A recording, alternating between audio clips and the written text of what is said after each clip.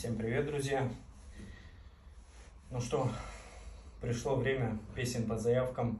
Пошли песни по заявкам. В общем, просят меня исполнить песню на татарском языке «Айрылмагыз», что в переводе на русский означает «не расставайтесь, не разлучайтесь».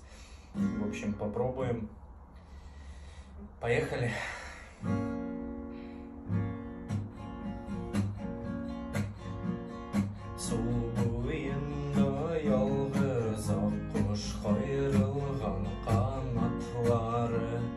Qanatlarını qayıra ol ayrılıq azapları.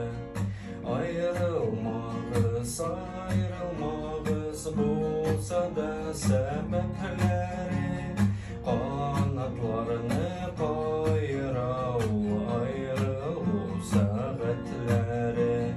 Ayrılmağız, ayrılmağız bulsa da səbəbləri. Qanatlarını qayıra ol ayrılıq səğətləri.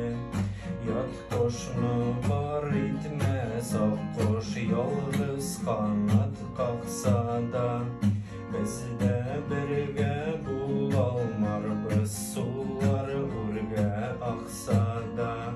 Yalğız qoş görgən sayın özülə bəğirlərin. Nigə biz birgə çaqlarının bilmiyimiz qədirlərin. Yalğız qoş görgən sayın özülə bəğirlərin. Nigə biz birgə çaqlarının bilmiyimiz qədirlərin. Su boyunda yalğız qoş qayrılğan qanatları. Qanatlarını qayıra ol ayrılıq azapları.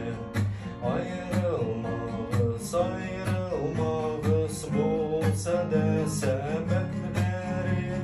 Qanatlarını qayıra ol ayrılıq səğətləri. Ayrılmağız, ayrılmağız bulsa da səbəbləri.